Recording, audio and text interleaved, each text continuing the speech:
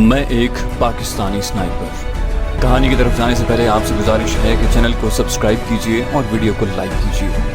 आइए कहानी की तरफ चलते हैं। राजे, सरदार ने मुझे आवाज दी।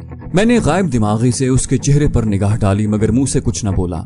वो बोला, राजे वो चली गई है यार, मेरी चिनारे की तरह तुम्हारी पलवशा भी चली गई। पता नहीं ये औरतें ऐसा क्यों करती हैं। जब इन्हें पता चल जाता है कि इनके बगैर शौहर का जिंदा रहना मुश्किल है तो अपनी अहमियत जताने के लिए ये मरने से भी दरेज नहीं करती। मैं कुछ न बोला। सरदार बताने लगा, उसने अपनी मौत की खबर माँ और आपके घर वालों तक पहुंचाने से मना कर दिया था। उसने वाज़ेह अंदाज में बता दिया था कि सबसे पहले उसकी मौत की बाबत तुम्हें इत्तला दी जाए और फिर बाकी तमाम को आप खुद ही बता देंगे। जब काबिल खान महसूद ने तुम्हारा पता कराया तो उसे मालूम हुआ कि तुम 2-3 दिन पहले ही अफगानिस्तान चले गए हो। वो तुम्हारे घर जाकर पलवशा की माँ को मिला था। बहाना उसने ये बनाया था कि पलवशा उसके पास थोड़ा सामान छोड़कर आगे अफगानिस्तान चली गई है। तभी पलवशा की माँ ने उसे तुम्हारे अफगानिस्तान जाने के बारे में बता दिया। उसके बाद उसे तो हिम्मत न हुई तुम्हारे घर वालों को इत्तला देने की और ना मुझे हिम्मत हुई, क्योंकि जब मुझे होश आया तो वो कब की दफन हो चुकी थी। मेरे दिमाग में साएं साएं हो रही थी। कुछ भी समझ में नहीं आ रहा था कि क्या हो गया था। मेरे बदतरीन अंदेशे हकीकत का रूप धार चुके थे। एक दफा पहले भी वो मुझे छोड़ चुकी थी और अब दोबारा उसने वही किया था। पहले भी वो अपनी माँ और भाई की वजह से मजबूर थी और अब उसके पास मोहलत खत्म हो चुकी थी। मुझे मुसलसल चुप देखकर सरदार खान ने कहा, यार कुछ तो बोलो, खामोश क्यों हो? लेकिन मेरे पास अल्फाज खत्म हो चुके थे। समझ में नहीं आ रहा था कि सरदार को क्या कहूँ। गिला करूँ या तसल्ली दूं, कोसूं या नजरअंदाज करूं। उसका कोई कसूर नहीं था, लेकिन इंसान को दिल की भड़ास निकालने के लिए कोई हदफ तो चाहिए होता है। अपने नुकसान का जिम्मेदार किसी को तो ठहराना होता है। मौत एक अटल हकीकत है, लेकिन दिलो दिमाग तो मौत से बचने के कई बहाने तराशते हैं। अगर यूं ना किया होता तो यूं हो जाता, और वहां ना गया होता तो वैसा होता, ये कर लिया होता तो जान बच सकती थी, वगैरह वगैरह। हालांकि ये सब बस पछतावे को बढ़ाने वाली बातें हैं। सरदार बोला, मैं बेकसूर हूँ राजा, मैं बेबस हो गया था। मैं उसे कभी भी मरने न देता, दुनिया की हर ताकत से टकरा जाता, मगर अफसोस इजराइल अलैहिस्सलाम से तो मुकाबला नहीं किया जा सकता। मैं चुपचाप उठकर बैठक के दरवाजे की तरफ बढ़ गया। सरदार ने मुझे पुकार कर रोकने की कोशिश की, मगर मैं दरवाजे से बाहर निकलकर कार में बैठ गया। उसके बैठक के दरवाजे तक पहुंचने से पहले मैं कार आगे बढ़ा चुका था और फिर मुझे मालूम न हुआ कि कैसे मैं बगैर किसी हादसे के घर तक पहुंचा। मुंतशिर सोचें, बिखरे ख्यालात, अजियत भरे एहसासात, आंखों से बहता पानी और दर्द गम से बोझल दिल के साथ ड्राइविंग करना इतना भी आसान नहीं था। घर का दरवाजा बंद था। दस्तक के जवाब में अब्बू जान ने दरवाजा खोला था और उनकी शफकत भरी आगोश में सर छुपाते ही मेरे बंद होंठों से दर्द भरी सिसकियां बरामद हुई। अब्बू जान घबरा गए थे। क्या हुआ बेटा? अब्बू जान की आवाज में छुपे अंदेशे गैर मुतवक्के नहीं थे। मैंने कहा, वो चली गई है अब्बू जान, वो मुझे छोड़कर चली गई है। उसके साथ निभाने के सारे वादे और कस्में झूठे थे। तमाम औरतें एक जैसी होती हैं। अब्बू जान ने मुझे जोर से अपने साथ भींचते हुए पूछा, कहाँ चली गई है बेटा? किसके साथ गई है? मैंने अजियत भरे लहजे में कहा, अकेली गई है अब्बू जान, ऐसी जगह जहाँ से कोई नहीं लौटता। हम दरवाजे के सामने ही खड़े थे। मौसम ऐसा था कि घर वालों ने चारपाइयां सहन में बिछाई हुई थी। अब्बू जान मुझे साथ लिपटाए हुए चारपाइयों की तरफ बढ़ गए। अगले 2-3 लम्हों में पलवशा की माँ और फुफ्फो जान को पलवशा की मौत के बारे में मालूम हो चुका था। फुफ्फो जान धाड़े मारती हुई मुझसे आन लिपटी थी। आन की आन में तमाम माहौल मातम ज़दा हो गया था। सिर्फ पलवशा का मासूम भाई अदील बेखबर पड़ा सो रहा था। उसके अलावा रात भर कोई भी नहीं सोया था। मैं घुटनों पर सर टेके बंद आंखों से उसके साथ गुजरे लम्हात को फिल्म की तरह देखता रहा। कोई पल भी तो मुझे नहीं भूला था जिस वक्त वो पहली बार मेरे सामने आई और जब मैंने आखिरी बार उसे गले से लगाते हुए उसकी कुशादा जबीन पर आखिरी बार मोहरे मोहब्बत जब्त की। इन लम्हात के दरमियान में मौजूद हर पल, हर लम्हा, हर घड़ी मेरी यादाश्त में वो महफूज रही। उसके प्यारे हाथों ने मेरे जिस्म को जिस जिस जगह पर छुआ था उस लम्स की गर्मी अब तक ताजा थी। उसके सांसों की महकती खुशबू उस वक्त भी मेरी कुव्वत शामा महसूस कर सकती थी। उसकी मधुर आवाज मेरी समात में जिंदा थी। उसका चांद सा रोशन मुखड़ा मेरी बसारतों के सामने था। उसकी शोखियां, शरारतें, मोहब्बत भरे गिले शिकवे, नाज़ो अदा, कुछ भी तो नहीं भूला था और भूल भी कैसे सकता था। कोई सांस लेना भी भूल सकता है। सुबह की अजान सुनकर अब्बू जान ने मेरे सर पर शफकत भरा हाथ रखते हुए कहा, बेटा नमाज पढ़ लो। और मैं खामोशी से गुस्ल खाने की तरफ बढ़ गया।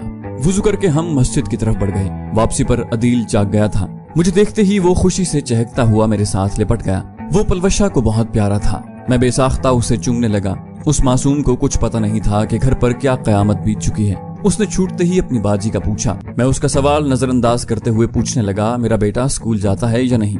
वो बोला, हाँ लाला जान, स्कूल तो जाता हूँ और अब मुझे पंजाबी में बात करना भी आ गई है। उसने फखरिया लहजे में बोला। मैंने पूछा, तो किस क्लास में हो? मैं उसका जहन बटाने के लिए मुसलसल सवाल करने लगा था ताकि उसे सवाल करने का मौका न मिले। इसी दौरान फुप्पो जान उसके लिए नाश्ता ले आई थी। पलवशा की माँ घुटनों में सर दिए गुमसुम बैठी थी। पलवशा उसकी बेटी नहीं, बेटा थी। वो बहुत हिम्मत, जुर्रत और हौसले वाली थी। उसने हमेशा माँ और छोटे भाई की हिफाजत की और अब वो नहीं रही थी। यकीनन मुस्तकबिल के अंदेशे भी उसके जहन में मौजूद होना थे कि पलवशा के जाने के बाद उसका हमारे घर में रहने का कोई जवाज नहीं बनता था। ये और बात कि मैं उन्हें किसी सूरत घर से दूर जाने की इजाजत न देता। पलवशा अपने छोटे भाई को आला तालीम दिलाने की ख्वाहिशमंद थी और उसकी ये ख्वाहिश मैं हर सूरत में पूरी करना चाहता था। फुप्पो जान से नाश्ता लेकर मैं अदील को नाश्ता करवाने लगा।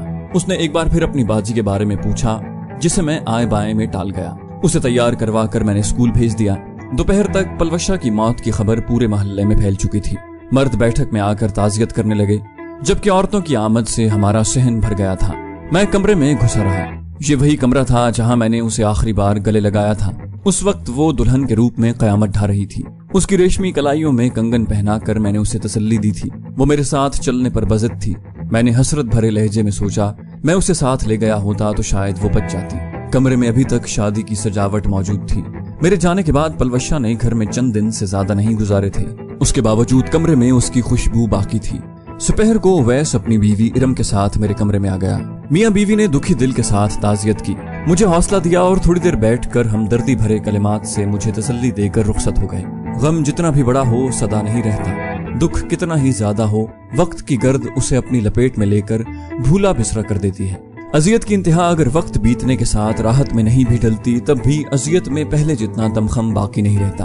बिछड़ने वाला जितना भी प्यारा हो, उसके दूर जाने की हकीकत को तस्लीम कर लेना पड़ता है। आहिस्ता आहिस्ता हम लोगों को भी पलवशा की जुदाई का दुख झेलने की आदत हो गई थी। मेरी छुट्टी पूरी हो गई थी, मगर मैं वापस जाने पर तैयार नहीं था। राव तसव्वुर साहब ने कमांडिंग ऑफिसर से बात करके मुझे यूनिट की तरफ से 2 माह की मजीद छुट्टी दिलवा दी थी। दोस्त अहबाब मुझे मिलने और तसल्ली देने आए थे। औरंगजेब साहब ने भी आकर ताज़ियत की थी। वापस जाते हुए मैंने कार की चाबी शुक्रिया के साथ उनके हवाले कर दी। एक दिन पलवशा की माँ गुलनाज मुझसे वापस जाने की इजाजत मांग रही थी।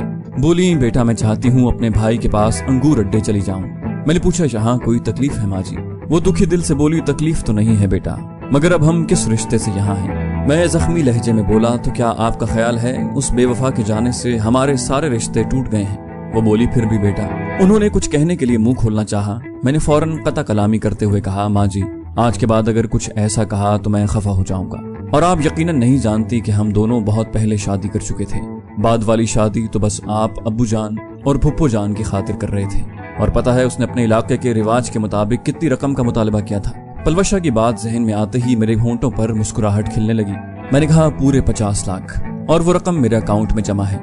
उसकी सारी रकम आपकी और अदील की ही तो है, और ये रकम आपकी जरूरियात के लिए काफी है। वो अदील को आला तालीम दिलवाना चाहती थी। क्या आप चाहती हैं कि मैं अदील को वापस अंगूर अड्डे भेजकर उसकी रूह के सामने शर्मिंदा हो जाऊं?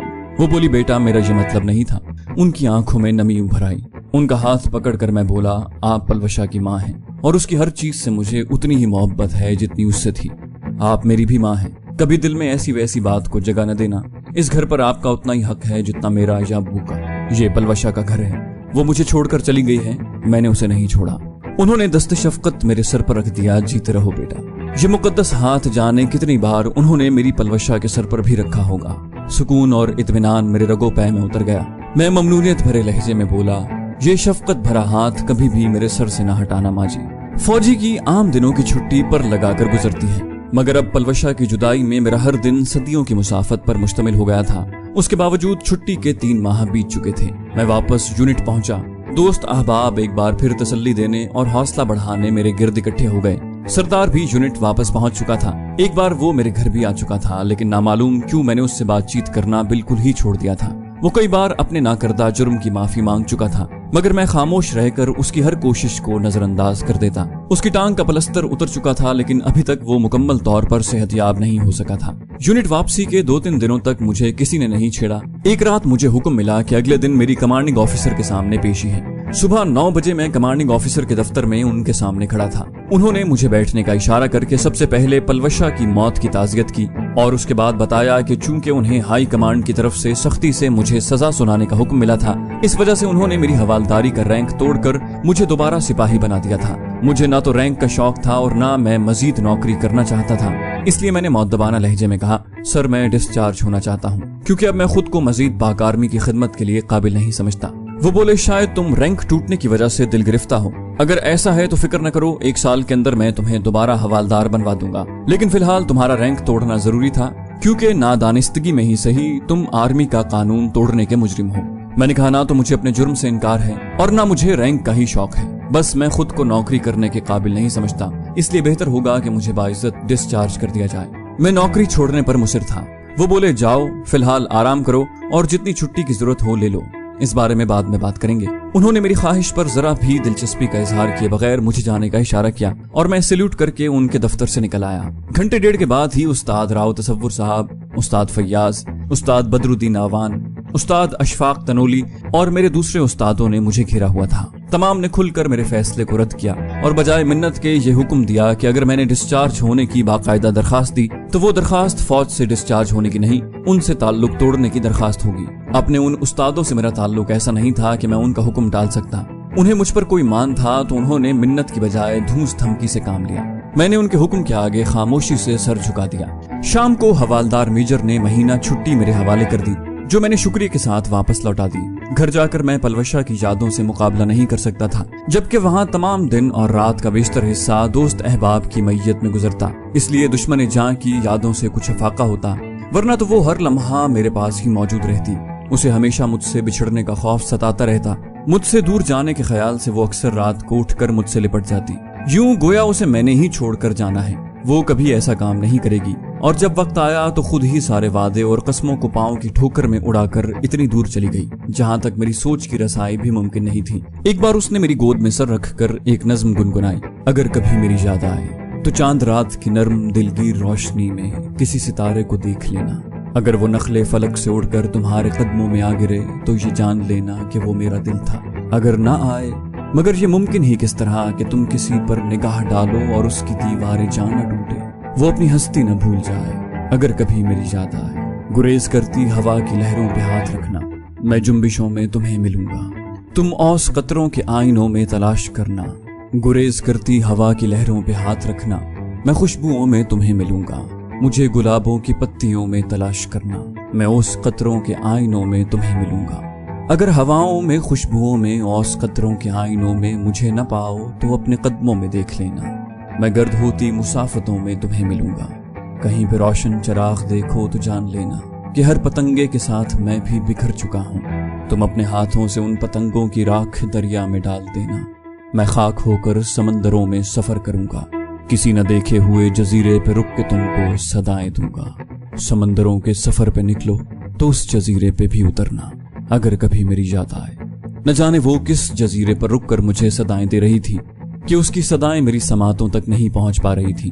तरबियती मशकें फौज की रोजमर्रा है। जहन बटाने के लिए मैं भी तरबियती मशकों में हिस्सा लेने लगा। नए स्नाइपर को तरबियत देकर मैं गोया उस्ताद के दर्जे पर तरक्की पा गया था। मेरे अमली तजुर्बात ऐसे थे कि उस्ताद तसव्वुर भी मुझसे मशवरा लेकर मेरी इज्जत अफजाई करते। दिन भर की सख्त तरबियती मशकों के बाद रात को अच्छी खासी नींद आती। अलबत्ता कभी कभार पलवशा मेरे ख्वाबों को रौनक बख्शने आ जाती। एक रात वो मेरे ख्वाब में आई तो खफा थी। मैंने पूछा, क्या हुआ चंदा? उसकी नाराजी भरी निगाहों की ताब लाना मेरे लिए नामुमकिन था। वो बोली, आप मेरे सरदार भाई से क्यों खफा हैं? मैंने कहा, तुम्हें नहीं मालूम। वो बोली, इसमें उनका क्या कसूर है? मैंने कहा, अगर उसने तुम्हें घर वापस भेज दिया होता और अकेला मेरी बेगुनाही के सबूत ढूंढने जाता तो कभी भी ये हादसा न पेश आता। उसने मुंह बनाया, आपके ख्याल में मैंने उनकी बात फौरन मान जानी थी, और ये आपको किसने कहा कि उन्होंने मुझे वापस भेजने की कोशिश नहीं की? मैंने कुछ कहना चाहा मगर वो बोली, छोड़ें अगर मगर को और अभी अभी उठकर उनसे खफगी दूर करें। उसके साथ ही मेरी आंख खुल गई थी। कमरे में चलने वाले पंखे और एयर कूलर अगस्त की गर्मी से लड़ने की नाकाम कोशिश में मसरूफ थे। मैंने उठकर चारों तरफ निगाह दौड़ाई। सरदार की चारपाई मुझसे 3 चारपाइयों के फासले पर पड़ी थी। करवटों का तसलसल उसके जागने को जाहिर कर रहा था। हाथ वाला पंखा तकिए के नीचे से निकालकर मैं उसकी चारपाई की तरफ बढ़ गया। दीवार से टंगी घड़ी रात के 2 बजने का ऐलान कर रही थी। उसकी चारपाई के सामने रुकते हुए मैं धीमे लहजे में बोला, अगर नींद नहीं आ रही तो बाहर चलते हैं। मेरे अंदाजे के मुताबिक वो जाग ही रहा था। फौरन उठ बैठा, पाँव में चप्पल डालते हुए वो इत्मीनान भरे लहजे में बोला, अच्छा मशवरा है। हम दोनों लॉन में बेंच पर बैठ गए थे। सरदार मेरे माजी के रवैये का जिक्र किए बगैर यूं गपशप करने लगा जैसे हमारे दरमियान कुछ हुआ ही नहीं। बोला, तुम्हारा भतीजा सुल्तान बहुत शरारती हो गया है, अब उसे नई माँ की जरूरत पहले से ज्यादा है। मैंने कहा, उस दिन तुमने लीजोना का जिक्र किया था। उसने खुशी का इजहार करते हुए कहा, परसों आ रही है, मैं भी कल छुट्टी लेकर जा रहा हूँ। मैंने पूछा, शादी के बारे में क्या सोचा है? वो हंसते हुए बोला, 10 दिनों की छुट्टी जा रहा हूँ, कोशिश यही होगी कि कोई दिन जाया ना जाए। मैंने कहा, क्यों, एयरपोर्ट पर निकाह खां को भी साथ लेकर जाओगे? वो बोला, नहीं, वो घर में बैठकर हमारे आने का इंतजार करेंगे। मैंने कहा, इसका मतलब मुझे भी अपनी छुट्टी का बता देना चाहिए। वो इत्मीनान से बोला, मैं बता चुका हूँ। मैंने हैरानी से पूछा, कब? वो बोला, आज ही हवालदार मेजर को बताया है, क्योंकि मैं जानता था कि लीजोना की आमद का सुनकर तुम जरूर मेरे साथ चलोगे। मैंने इस बात में सर हिलाया, सही कहा। हम घंटा डेढ़ वहीं बैठे गप्पे हाँकते रहे और फिर मच्छरों की मुसलसल यलगार से तंग आकर वो बैरक में घुस गया, जबकि मैं वहीं बैठा रहा। सरदार खान एक मुखलिस दोस्त था। उसने मेरे पिछले दिनों के रवैये को बिल्कुल नजरअंदाज कर दिया था। बैठे बैठे अचानक मेरे दिमाग में जेनी का ख्याल उभरा। मैंने कलाई से बंधी घड़ी पर निगाह दौड़ाई। सुबह के 4 बज रहे थे।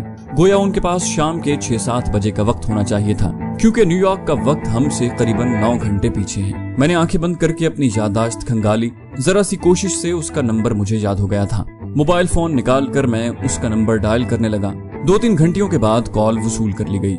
मैंने उसकी हैरानी भरी हेलो के जवाब में पूछा, जेनी कैसी हो? उसने मुझे पहचानने में एक लम्हा भी न लगाया। जी, शुक्र है तुम्हें मेरी याद आ गई। जाने कब से तुम्हारी कॉल का इंतजार कर रही हूँ। तुम्हें अपनी शादी पर बुलाना था, मगर तुम्हारी कॉल ही ना आई। मजबूरन मुझे तुम्हारे बगैर ही शादी करना पड़ी। महीना हो गया है मेरी शादी को। वो पुरजोश लहजे में बोलती गई। मैंने उसके नाम को मजीद मुख्तसर करते हुए कहा, मुबारक हो जी। वो बोली, शुक्रिया जी। मैंने पूछा, अच्छा कैसा है वो?